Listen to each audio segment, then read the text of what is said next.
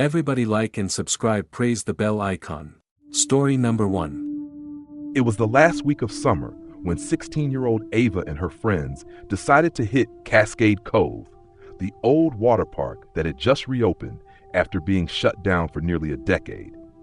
The place had a reputation. Everyone in town had heard the stories about what happened there in 2015.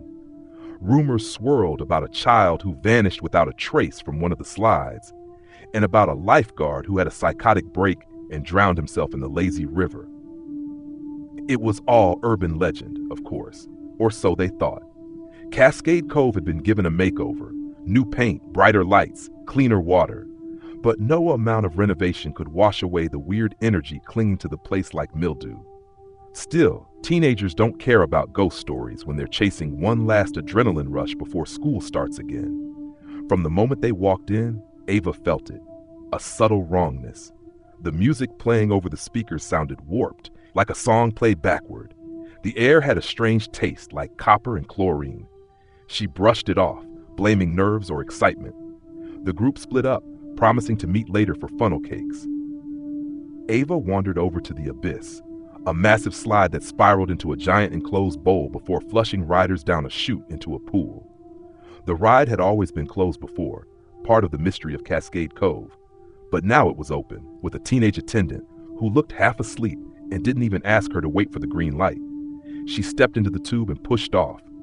The descent started like any other slide, fast, dark, the air whooshing past her ears. But halfway down, everything changed. The light at the end of the tunnel disappeared. The slide should have spat her out by now, but she was still falling, spinning, turning. Her screams echoed unnaturally, looping back at her in whispers. The air grew colder. Wet, grasping fingers brushed against her ankles. She kicked wildly, heart racing. Finally, she was dumped into a pitch-black pool. She thrashed to the surface, gasping, only to find the air thick, heavy like fog, and completely silent. No music, no lifeguards, no sun, just darkness. Then she saw the others, figures in the water, motionless, eyes wide open, mouths frozen mid-scream. She recognized a few faces. One was Mia, her best friend, who she'd last seen heading toward the wave pool. Their skin was pale, lips blue, floating as if gravity had forgotten them. None of them moved. None blinked. Ava scrambled for the edge, pulling herself up onto the concrete. The park was wrong. It was empty but felt crowded, like invisible eyes tracked her every movement. The colors were muted, twisted. The snack bar sign flickered, then changed. The letters rearranged themselves to spell. She ran, barefoot and dripping, searching for an exit. Every path she took looped back to the abyss. The ride was still running. She could hear water gushing, echoing screams she could no longer tell were hers or someone else's. Then she saw herself, standing at the top of the slide. Another Ava, dry, smiling and waving. Everything went black. The next morning, the park security guard found a soaking wet wristband on the pavement by the abyss slide, but no sign of Ava. Her friends told the police she must have left without telling them. Her parents launched a massive search. Cascade Cove was closed, again. The story spread like wildfire. People whispered about the girl who vanished from a water park that had already claimed too many. But the weirdest part? A week later, Ava's reflection started showing up in Snapchat selfies taken by other teens at the park.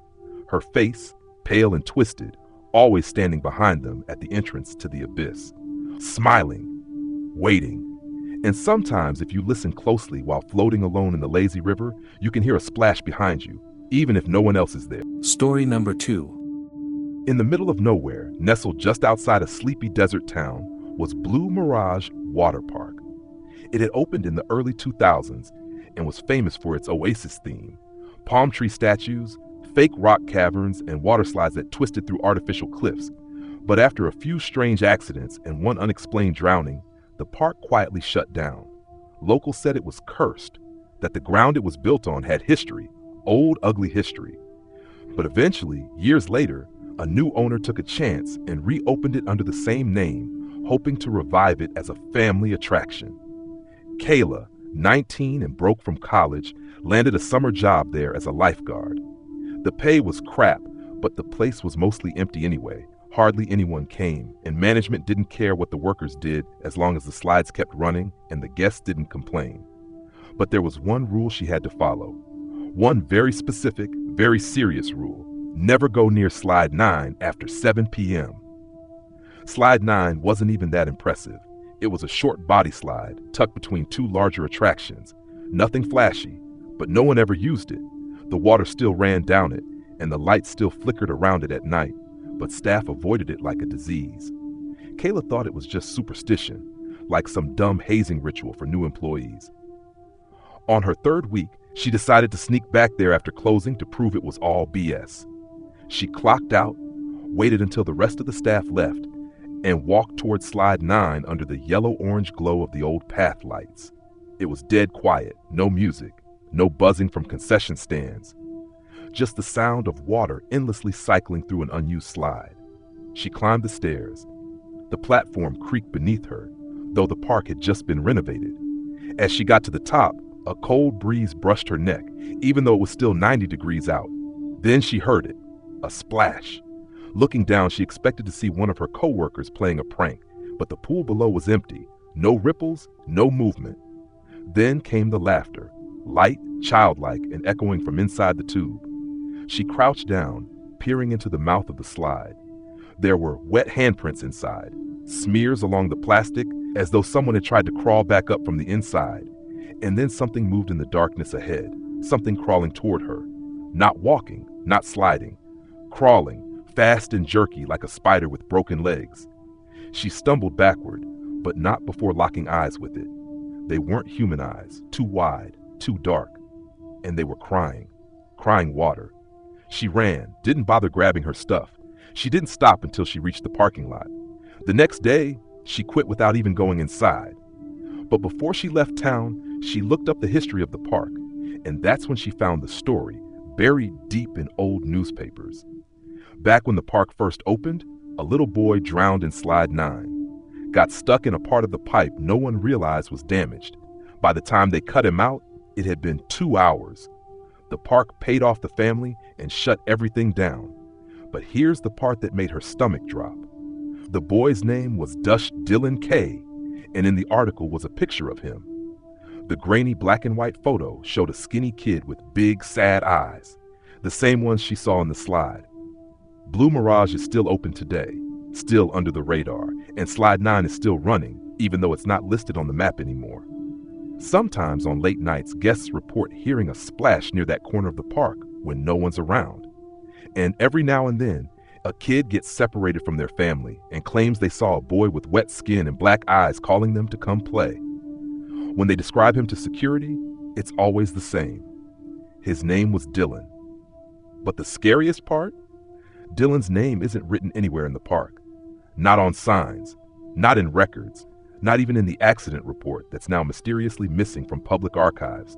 It's like something or someone is making sure he's forgotten, except by those who see him. Story number 3. It was a blistering hot July afternoon when the Alvarez family stopped at Sunvale Splash Center, a small roadside water park they'd found by accident while driving through the back roads of Texas. It wasn't on any map. No billboards, no GPS listing, just a hand-painted sign nailed to a fence that said, "Water Fun, open today." They had been driving for hours. The kids were restless, the AC was dying, and the idea of cool water was too good to resist. The entrance was strange. No booth, no staff, just a wide-open gate and the smell of wet concrete. Everything about the place looked old. Faded paint, rusted stairs, and rides that looked like they hadn't been touched in a decade. But the water was clean, and the speakers played soft doo-wop music, warped like it was playing from a dusty radio. The family was hesitant, but the kids ran straight to the pool, splashing and laughing like they didn't notice anything wrong. But right away, little things started to bother Maria, the mother. There were no other guests, no lifeguards, and no staff anywhere. And yet the snack bar had fresh nachos. The showers were wet. The lockers were all open, filled with random belongings, water shoes, towels, even a half-eaten sandwich. It was like people had just left. Her husband laughed it off. Hey, free day at the pool, maybe it's one of those donation-based places. But Maria couldn't shake the feeling that they shouldn't be there. Then their youngest, Jamie, wandered off. They found him standing at the edge of a long, winding ride called the Deep Drop. It spiraled down into a giant underground tunnel, completely pitch black. "No, Mijo, that one's too dangerous," Maria warned, pulling him back. "But the man said I could go," Jamie pouted. Maria froze. "What man?" Jamie pointed toward the slide's entrance. "Him. He was standing right there. He said I should go first." There was no one there. They decided it was time to leave. But when they turned around, the gate was gone, literally gone, replaced by a brick wall. The parking lot? Now just a dirt field stretching into nowhere. And the sky wasn't right anymore. It had shifted into a strange purplish hue, the clouds swirling in slow, unnatural spirals. Her husband ran to climb over the wall, but the second he touched it, he dropped to his knees, holding his head like he was hearing something painful and high-pitched. Then came the intercom voice, garbled, mechanical, almost human. It crackled through the old speakers. "Next riders, please. Line up for the deep drop, one at a time." Maria held her children close as the music started again, off-key, dragging. The sound of the slides running grew louder, more aggressive. Something was coming up from inside the tunnels, slithering, rushing, clawing its way up. The park had come alive, not as a place, but as a thing. The Alvarez family was never seen again. Weeks later, a local hiker stumbled upon a wide-open gate in the middle of a field. Inside was the rusted shell of what used to be a water park. But here's the thing. Sunvale Splash Center had burned down in 1997. Electrical fire, total loss, no survivors. Yet, every so often, someone sees that hand-painted sign. "Water Fund, open today." They stop, they go in, and they don't come back. Story number 4. It was supposed to be a class trip. Senior year, last hurrah. A weekend getaway to Tide Rush Water Park, an enormous aquatic resort built on the edge of a bay where a derelict shipping yard used to be. The place had only been open for a few years, but it already had a reputation online. Glitchy reviews, weird photos, and rumors of a restricted ride only open at night. A few kids even claimed the park had a hidden zone that wasn't on the map. Everyone just chalked it up to internet nonsense. But that didn't stop Darren and his friends from trying to find it. They were bored by the second night. All the slides were closed, and security barely patrolled the grounds. So at midnight, they snuck out of their hotel rooms and met up by the back fence, where Darren said he'd spotted a trail that led deeper into the property, beyond the marked rides, past the lazy river, and into a part of the park that looked like it had never been finished. No lights, no signs, just a towering structure silhouetted by the moon. They reached it in under 10 minutes. It was a slide, sort of. A twisted black coil of tubing that towered above everything else, nearly invisible against the dark sky. There was no staircase leading up, just a rusted ladder bolted to the side. At the bottom, the landing pool was drained, cracked, and full of stagnant water, but above it, a pale green light glowed from the mouth of the tube. Faint, flickering. Darren wanted to go first. His friends tried to talk him out of it, but he was already climbing, laughing, egging them on. He reached the top and yelled down, "If I die, avenge me." Then he disappeared into the tube. They waited and waited. Nothing. No splash, no scream, just silence. They climbed up after him one by one, but when they got to the top, the tube was gone. Just a flat platform. No opening. No ladder down. Behind them, the rest of the park had disappeared. In its place was something else. A bay full of water, black and endless, stretching far beyond where the shoreline used to be. The stars above twisted like they were being pulled in circles, and the air smelled wrong, salt and something rotting beneath it. They were stuck, trapped on a platform suspended over an ocean that wasn't there before. Suddenly the slide reappeared, but different. The tubing was now translucent, and inside they saw Darren. He was moving slowly, spinning in the water like a broken marionette, his face smashed against the plastic, mouth open in a silent scream.